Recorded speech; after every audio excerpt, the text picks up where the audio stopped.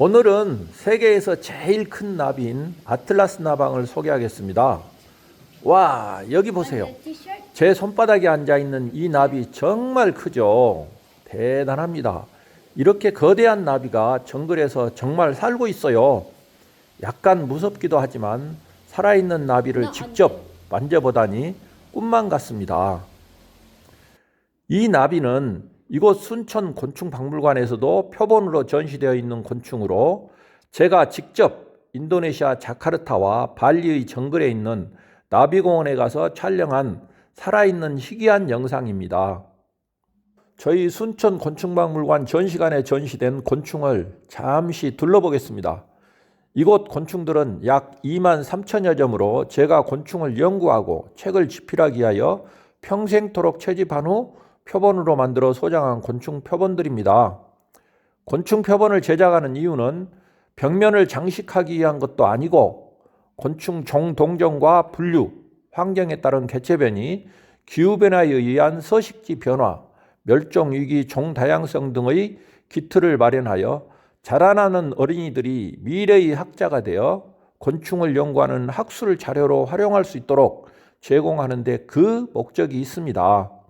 이곳에 전시된 곤충들은 물살이 곤충, 환경 정화 곤충, 반려곤충, 기후변화 지표곤충, 유전과 개체 변이, 장애곤충 등 학술적으로 꼭 필요한 곤충들을 걸어 놓았으며 기타 곤충들은 보신 바와 같이 어린이들이 수납장에서 직접 꺼내볼 수 있도록 기획 전시하였습니다.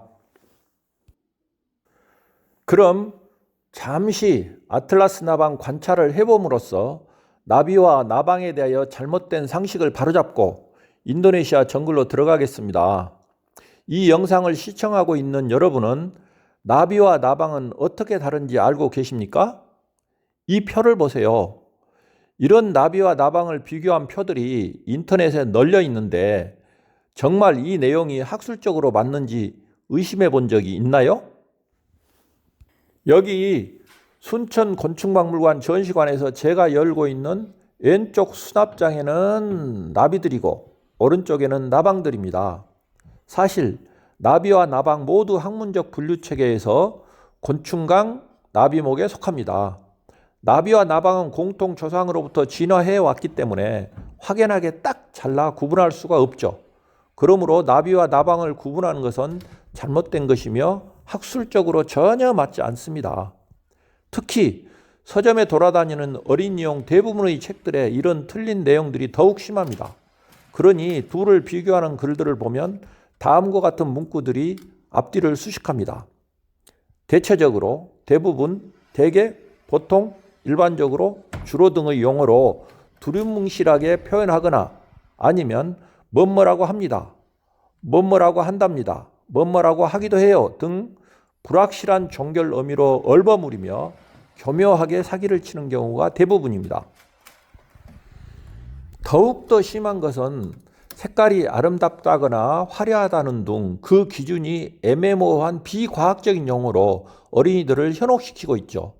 제가 분석해본 결과 초중고등학교 교과서 어느 곳에서도 나비와 나방을 구분하는 표가 없다는 것은 불행 중 다행이라고 생각됩니다. 앞으로 이 영상을 시청하신 분들은 다시는 어린이들에게 나비와 나방을 구별하는 등 그릇되고 쓸데없는 노력을 하여 애들의 뇌세포가 힘들지 않도록 지도해 주시면 고맙겠습니다.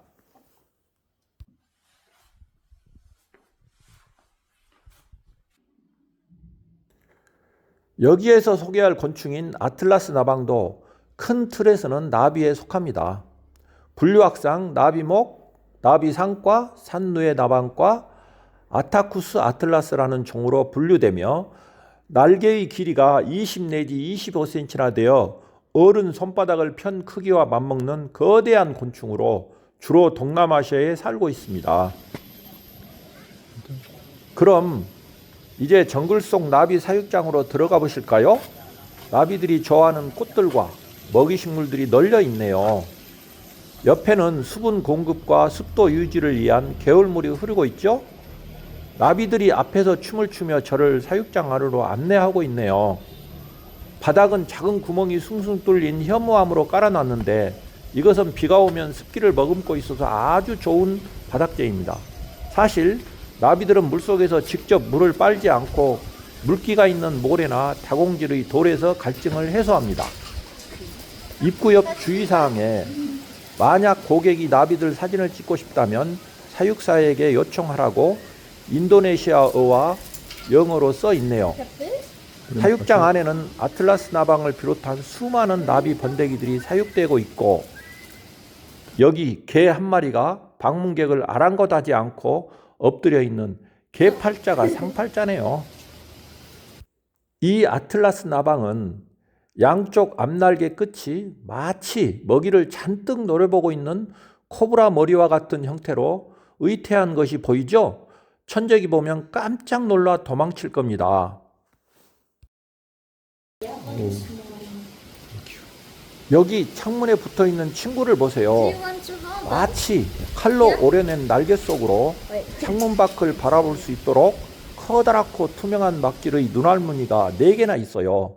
이렇게 의태 진화한 이유는 여러 가지가 있는데요. 첫째, 이 나방을 잡아먹는 천적의 천적인 포식자의 커다란 눈을 닮아 깜짝 놀라 도망가게 하고, 둘째, 새들이 눈알무늬를 쪼도록 하여 나방의 중요 부분인 머리, 가슴배를 보호하는 역할을 하며, 셋째, 짝짓기 상대방에게 보다 더 매력적이고 아름답게 보이기 위해서 치장을 하고, 넷째, 멀리 있는 짝을 빨리 알아보고 더 쉽게 찾기 위한 성표로 활용한다는 등의 가설이 있습니다.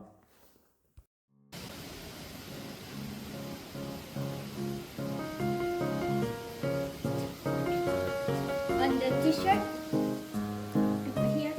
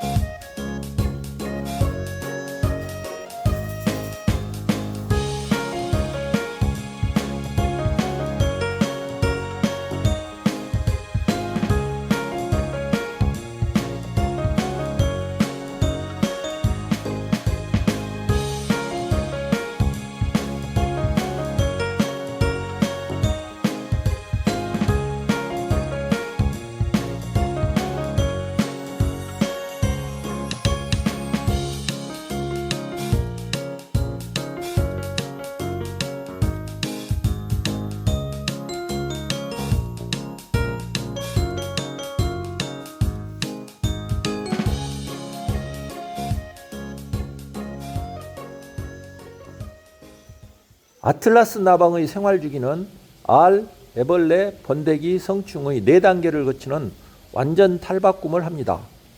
먹이식물은 망고, 아보카도, 코코아, 차나무 등 40여 종이 있는데 이곳에 낳은 알은 약 5 내지 7일이 지나면 부화합니다. 알에서 깨어난 애벌레는 3 내지 4주 동안 4번을 탈피해 오령이 되면 입에서 씨를 내뿜어 번데기방인 고치를 만들죠. 이 고치 속에서 3 내지 8주 동안 엄청난 몸의 변화를 일으키고 고치를 뚫고 나온 아틀라스는 드디어 성충인 나방으로 환생합니다. 나방은 10시간 동안 날개를 키우고 단단하게 말린 후 페로몬을 감지하여 짝짓기를 한 후 5 내지 7일이 지난 후 먹이식물 잎에 약 150여 개의 알을 낳고 일생을 마칩니다.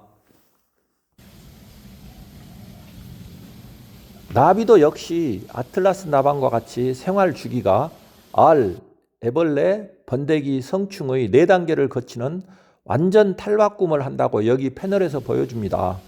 또한 이곳의 곤충을 집으로 가져가지 말라는 주의사항도 있네요.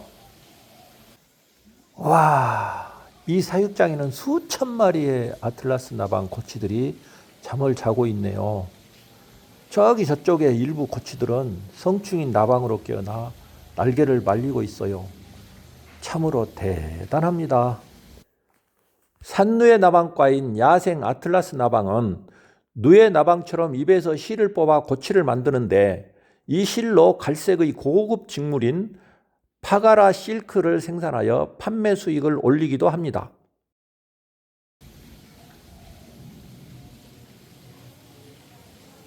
우리나라에서도 이 아틀라스 나방과 같이 산누에 나방과인 야생 참나무 산누에 나방을 천잠이라고 하여 실크를 생산하기도 합니다.